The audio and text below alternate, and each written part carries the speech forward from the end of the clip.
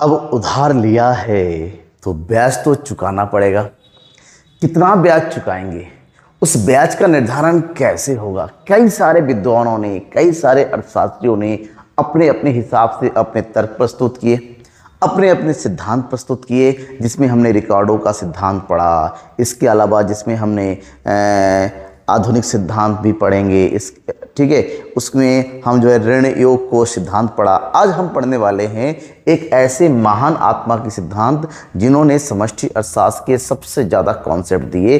समष्टि अर्थशास्त्र के जन्मदाता के नाम से जानते हैं professor J.M. Keynes. Professor Keynes ने कहा कि अर्थव्यवस्था में जो ब्याज एक बहुत ही इम्पोर्टेंट चीज़ है, जिसका निर्धारण अर्थव्यवस्था के ही मांग और पूर्ति के आधार पर होता है। उनका कहना था कि लोग ब्याज क्यों चुकाते हैं, क्योंकि वो पूंजी का प्रयोग करते हैं, क्योंकि वो धन का प्रयोग करते हैं। तो धन के प्रयोग के बदले में वो ब्याज चुकाते हैं। और बात यह है कि धन का प्रयोग क्यों करते हैं, उन्होंने इस बात पर सबसे ज़्यादा ये हुआ कि लोग धन आखिर चाहते क्यों हैं, लोग पूंजी चाहते क्यों हैं। तो पूंजी की मांग क्या है, पूंजी की मांग के अनुसार बेसिकली यहाँ पर निर्धारित होता है किस चीज का, ब्याज का। ठीक है, तो बात उन्होंने जो कहा कि लोग अपने पास हमेशा अपने जरूरतों को पूरा करने के लिए नकद रूप से धन की जाते हैं, चाहे वो अपने घर की जरूरत को पूरा करना चाहे, अपने बिजनेस को बढ़ाना चाहे, लेकिन नकद रूप से मांगते हैं। तो नकद को उन्होंने टर्म दिया तरलता। तो यहाँ पर कीन्स के सिद्धांत का नाम है कीन्स का तरलता अधिमान सिद्धांत, Keynesian liquidity preference theory of interest. क्या है इसके अंतर्गत उन्होंने क्या कहा, इसकी बात करेंगे। इस सिद्धांत का प्रतिपादक प्रोफेसर J.M. कीन्स, जिसको लॉर्ड कीन्स के नाम से ज्यादा, उन्होंने एक बुक लिखी थी the general theory of employment interest और मनी, जिसका पब्लिकेशन 1936 में हुआ था। और उसी बुक में उन्होंने इस सिद्धांत का निर्धारण किया। उन्होंने कहा कि ब्याज निर्धारण करने के अपने एक सिद्धांत होता है जो मुद्रा के आधार पर होता है, और इसलिए इसको तरलता अधिमान या फिर तरलता पसंदीदा सिद्धांत के नाम से जाना जाता है।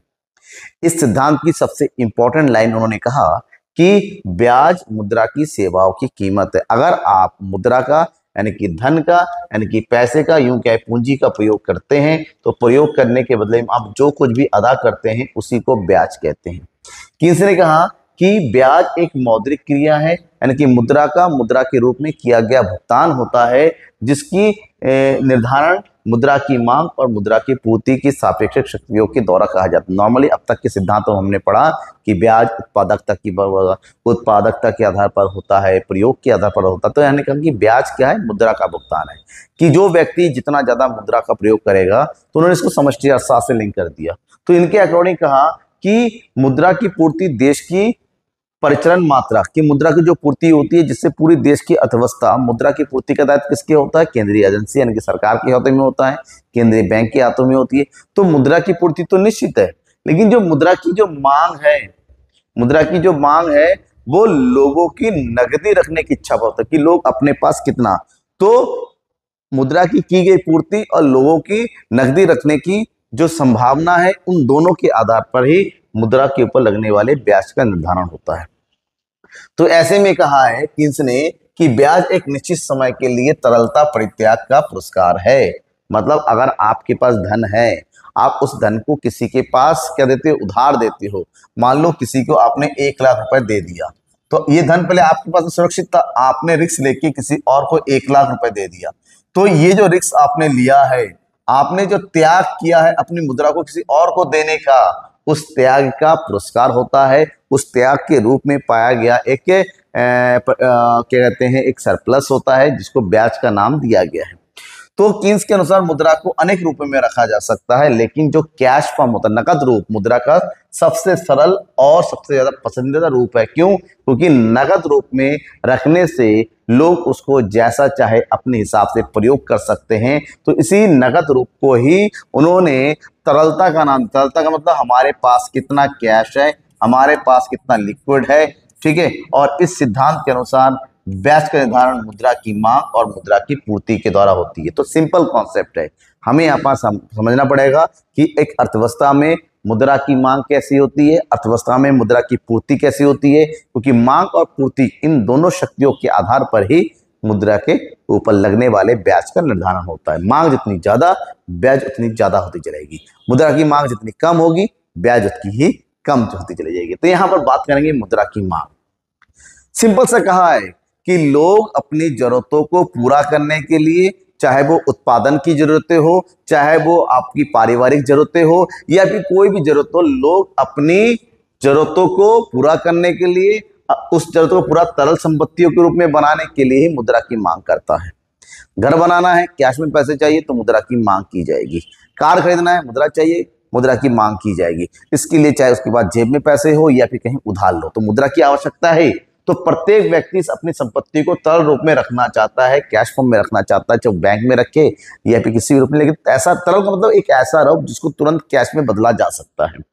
तो इसलिए जो मुद्रा वो रखना चाहता है उसके बदले में उसको कुछ कीमत अदा करनी पड़ती है। तो कीमत इस परित्याग के परिणाम होने वाले पुरस्कार, यानी कि जो भी कीमत वो अदा करता है उस पुरस्कार को ही ब्याज कहा जाता है। तो ऐसे में मुद्रा जितनी अधिक होती है, पुरस्कार भी उतना, आपका जितना पैसा आप दूसरों को दोगे उसके बदले में उतना ही अधिक रिटर्न आपको मिलता चला जाएगा।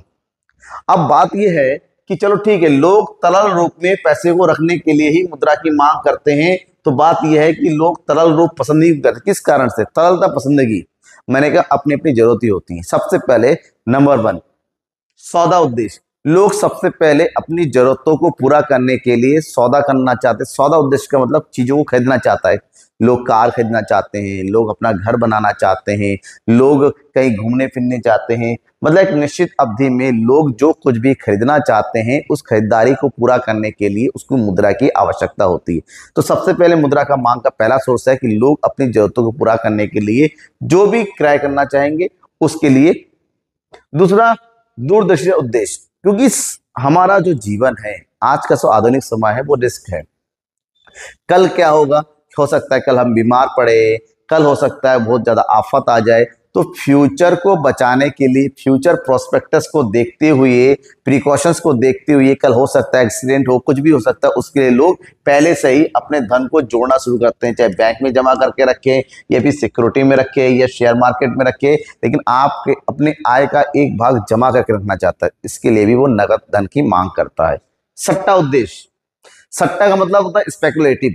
हमें पता है कि फ्यूचर में जाके ब्याज दर बढ़ सकती है, तो उसके लिए हम फ्यूचर में पैसा लगाएंगे तो अभी से पैसा इकट्ठा करना शुरू कर देते हैं। तो फ्यूचर में जो ब्याज का जो अंतर होता है वो भी कुछ भी हो सकता है कम, लेकिन हम ये मान के अगर बढ़ गया तो हमारा फायदा हो गया। तो सट्टे के उद्देश्य से भी, जैसे लोग शेयर खरीद लेते हैं कि फ्यूचर में शेयर का रेट बढ़ेगा तो हमारा फायदा होगा, तो इसके लिए भी लोग मुद्रा की मांग करते हैं। तो जब मुद्रा की मांग पढ़ते हैं तो बात करेंगे मुद्रा मांग वक्र। जब मांग वक्र की बात करते हैं इसको तरलता पसंद की बात कर वक्र कहते हैं या मुद्रा मांग वक्र कहते हैं। यहां पर मांग वक्र ब्याज की मात्रा, ब्याज कितनी है, और मुद्रा की मांग के बीच में क्या संबंध बताता है? ये विपरीत संबंध बताता है, उल्टा। उल्टा संबंध होने का मतलब होता है ब्याज जितनी ज्यादा होगी मुद्रा की मांग उतनी कम होगी। ब्याज जितनी कम होती है मुद्रा की मांग ही उतनी कम होती है, क्योंकि हमेशा प्रयोग करने वाला कम ब्याज पर अधिक से अधिक पैसा चाहता है। अगर कार लोन कम हो जाएगा तो लोग कार खरीदने लगेंगे, होम लोन कम हो जाएगा, इंटरेस्ट रेट कम हो जाएगा तो लोग होम लोन लेने लग जाएंगे। तो यहाँ पर लेकिन एक निश्चित होता है कि एक निश्चित सीमा से नीचे ब्याज दर कम नहीं हो सकती, क्योंकि उससे भी कम ब्याज हो गया तो उस ब्याज देने वाले को क्या होगा, वो फायदा ही, वो ब्याज बांटेगा ही नहीं।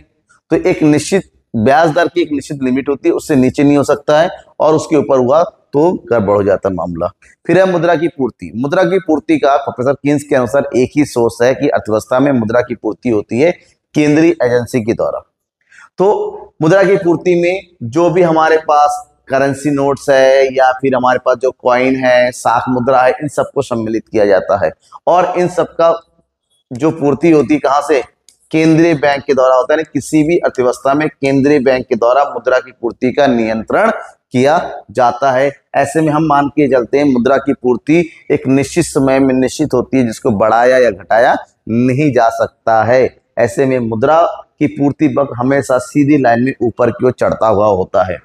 तो इन दोनों बिंदुओं को अगर ध्यान से देखें, मुद्रा की मांग और मुद्रा की पूर्ति। मुद्रा की मांग पहले ऊपर से नीचे गिरती हुई फिर एक जगह स्ट्रेट हो जाएगी, और मुद्रा की पूर्ति हमेशा एक समान बनी रहती है इस तरह से। तो जिस बिंदु पर दोनों ही आपस में बराबर होता है, यानी कि ई वाला बिंदु P, इस बिंदु पर ही ब्याज दर का निर्धारण होगा, मतलब इस बिंदु पर ही जो है उधार देने का या उधार लेने का काम किया जाएगा प्रोफेसर कीन्स के अनुसार। ये हो गया ब्याज के निर्धारण। लेकिन इनके इस सिद्धांत को बहुत सारे लोगों ने कहा कि गड़बड़ मामला है, कि ये कैसे पता, ये तो एक अनुमानित हो गया। जैसे नंबर 1, गैर मौद्रिक तत्वों की उपेक्षा। प्रोफेसर कीन्स ने यहाँ पर केवल कहा कि ब्याज का निर्धारण मुद्रा के आधार पर होता है। यहाँ पर केवल मौद्रिक तत्व है, पैसा ही है जो ब्याज का निर्धारण करता है, जबकि वास्तविकता में ब्याज के निर्धारण में पूंजी की उत्पादकता, पूंजी की मितव्ययिता, पूंजी की बचत, इन सब चीजों का भी असर पड़ता है। दूसरा, ये एक पक्ष है। प्रोफेसर कीन्स ने बिल्कुल कहा कि मुद्रा की पूर्ति स्थिर है, क्योंकि केंद्रीय बैंक के द्वारा होता है, सरकार के द्वारा होती है जो पूर्ति है, लेकिन मुद्रा की मांग के आधार पर ही मुद्रा का ब्याज का निर्धारण होता है, जो कि गलत है। ब्याज का निर्धारण मांग और पूर्ति दोनों पक्ष के आधार पर होता है। ब्याज दर विनियोग राशि की मांग से स्वतंत्र नहीं है। कीन्स ने कहा कि लोग मांग करते हैं, ठीक है। कीन्स ने ब्याज की दर को विनियोग राशि से स्वतंत्र माना है कि यहाँ पर विनियोग का कोई मतलब नहीं होता, विनियोग कितना चाहे वो अलग बात है, मांग अपनी अलग चीज होती है। लेकिन वास्तविकता में विनियोग, लोग इन्वेस्ट करना चाहते हैं, कहीं पर पैसा लगाना चाहते हैं, इसीलिए जो है विनियोग जितना ज्यादा होगा रिटर्न उससे ज्यादा मिलेगा, उसी आधार पर ब्याज का निर्धारण होता है। वस्तु विनिमय प्रणाली के प्रतिकूल, वस्तु विनिमय प्रणाली के अंतर्गत ये सिद्धांत बिल्कुल काम नहीं करता है, क्योंकि ये केवल मुद्रा की बात करती है, वस्तु विनिमय में मुद्रा का प्रयोग नहीं होता है। इसके अलावा ये एक संकुचित दृष्टिकोण है, क्योंकि यहाँ पर केवल और केवल मांग पक्ष का ही प्रयोग किया गया है, यहाँ पर किसी और का प्रयोग नहीं है। क्या है, यानी कि किसी और संबंधों की बात नहीं की गई है। और नेक्स्ट है ब्याज तरलता के प्रत्येक पुरस्कार। ये ब्याज है, तरलता के प्रत्येक पुरस्कार है। मतलब हेनरी हेलिजर ने कहा है कि जब तक मुद्रा का संग्रह नहीं किया जाए तब तक जो है मुद्रा पसंदगी की बात का मतलब ही नहीं है कि बचत होगा, बचत के आधार पर ही जो है ब्याज भी उधार दिया जा सकता है। अगर जब बचत नहीं है तो कैसे होगा। तो इस आधार पर इस नियम की, सिद्धांत की काफी हद तक आलोचना की गई है, लेकिन उसके बावजूद भी एक ऐसा नियम था जिसको लोगों ने बहुत ज्यादा पसंद किया और समाज में इसका प्रयोग हुआ। हालांकि इसको थोड़ा सा और सुधारा गया, फिर आधुनिक नियम लाया गया। यहाँ पर भी मांग और सिद्धांत है, लेकिन इनमें जैसे इस नियम के अंदर पूरी तरीके से मांग पक्ष को ही यहाँ पर मजबूत रखा गया, लेकिन आधुनिक सिद्धांत में मांग और पूर्ति के दोनों को समान महत्व दिया। तो इसके ठीक बाद वाले वीडियो में हम मांग और पूर्ति द्वारा किस प्रकार से ब्याज का निर्धारण होता है उसकी बात करेंगे, जिसको आधुनिक सिद्धांत के नाम दिया गया था। चलिए, थैंक यू एंड बाय। कोई डाउट हो जरूर बताइएगा।